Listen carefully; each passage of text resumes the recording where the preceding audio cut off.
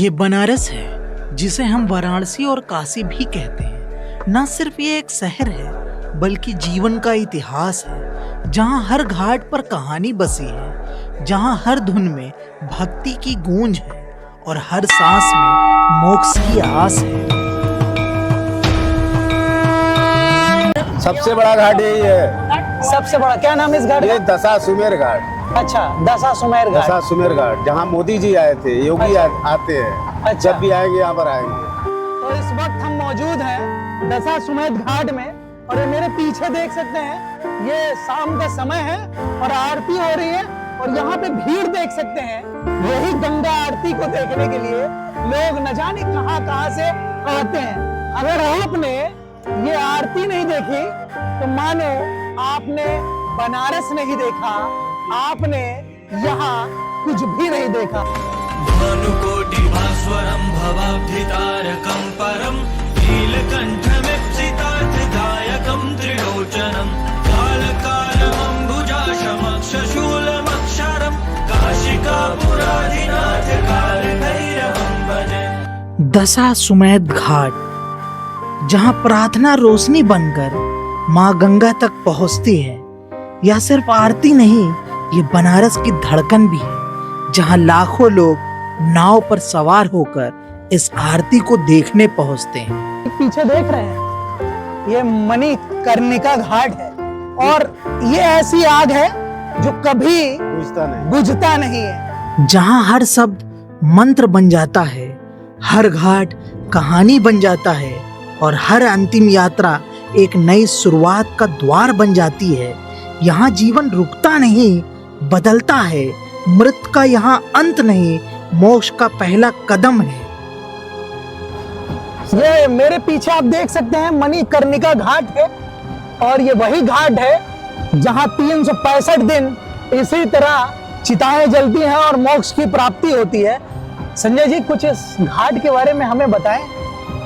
Sir, यहाँ पर जो है मणिकर्णिका घाट बहुत माना जाना घाट है, इसलिए कि ये घाट को लोग बहुत दूर दूर से देखने आते हैं। ये मोक्ष द्वार है।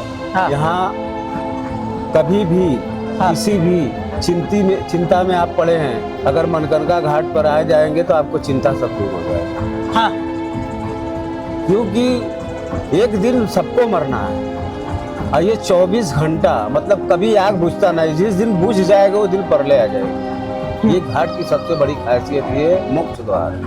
ये तो मणिकर्णिका जला है, ये तो राजा हरिश्चंद्र, दो ही जगह लाश जलता है, मगर सत्यवती राजा हरिश्चंद्र से बड़ा कोई नहीं। दोनों का महत्व बराबर है। दोनों। क्या लेकर आयो रे बंदे, क्या लेकर जाएगा, क्या लेकर जाएगा, 2 दिन की जिंदगी में 2 दिन का मेला।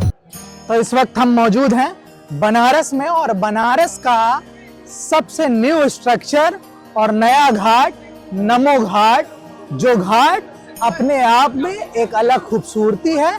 मॉडर्न टेक्निक के हिसाब से यहाँ पर लोग हैं और आप देख सकते हैं यहाँ पे खेलने कूदने और बच्चों की घूमने की बेहतरीन व्यवस्था है। नमो घाट, जहाँ धर्म और राष्ट्रवाद एक साथ स्नान करते हैं। बनारस के पुराने घाटों की रूहानी विरासत के बीच एक नया इतिहास लिख रहा है। जी हाँ, ये नमो घाट है।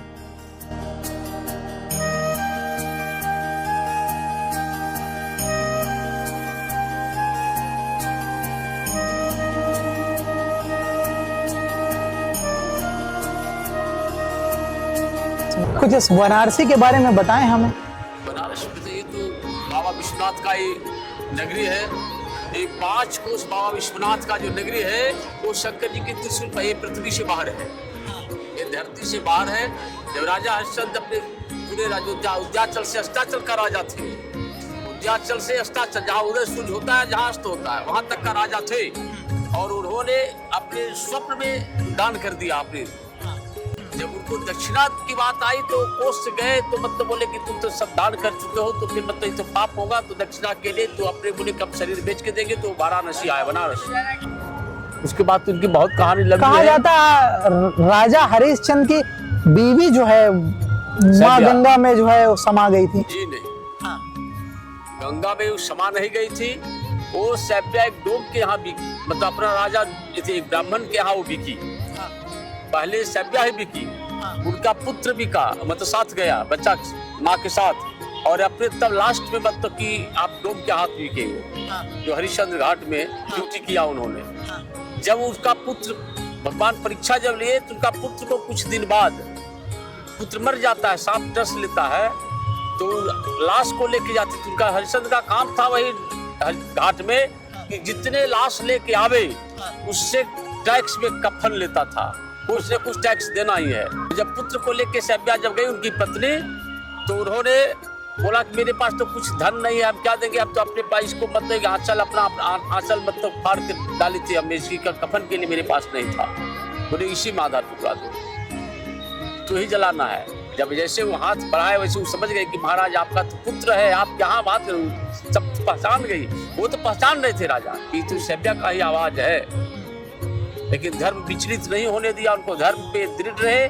बोले कि कुछ भी हमारा धर्म है, यहाँ का मालिक का ऑर्डर है, तो हम टैक्स लेके ही छोड़ेंगे। तो उन्हें जैसे फाड़ना था वैसे भगवान प्रकट हुए और मतलब उनको वरदान दिया। तो फिर मतलब रोहित जो है कि राज में जाकर राजा बना, उनका पुत्र का नाम रोहित था, वो राजा बना। हरिश्चंद्र फिर तप करने के लिए गए, सीधे बैकुंठ गए, समा नहीं गई गंगा। तो आज कितने सालों से आप ये काम कर रहे हैं? यहाँ से तो हम मतलब 10-20 साल से। 10-20 साल से। जब आप छोटे थे तब से या फिर और आगे जाके? तो हमारा उम्र 65 साल की जा रही है। तो ज्ञान प्राप्त करने के बाद आप इसमें लगे? जी जी जी। चलिए भैया कुछ बताएं यहाँ के अद्भुत नज़ारे के बारे में और कुछ इतिहास के बारे में जो आपके पूर्वजों ने, आपके पिताश्री ने, आपके दादा ने आपको बताया हो।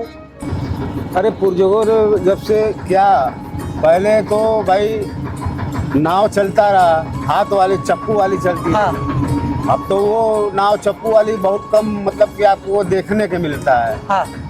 पूर्वजों ने वही करते, मछली मारते रहे। कितनी उम्र से आपने नाव चलाना सीखा? सर हम तो करीब 8 साल 10 साल के थे, तभी मतलब कि पिताजी के साथ पीछे का पतवार पकड़ते चप्पू वाली नाव चलाते रहे। मतलब 8 साल की उम्र में आपके हाथ में चप्पू? ये था बनारस। एक शहर नहीं, एक कहानी थी जिसमें हर घाट ने कुछ कहा, हर लहर ने कुछ सिखाया और हर चेहरे ने एक नई रोशनी दिखाई।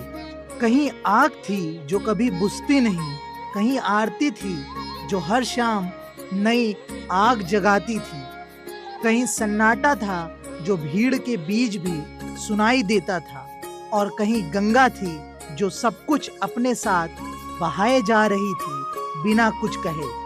उम्मीद है बनारस की ये कहानी आपके दिल को छू गई होगी। फिर मिलेंगे किसी नए शहर, किसी नए कहानी के साथ। तब तक के लिए धन्यवाद।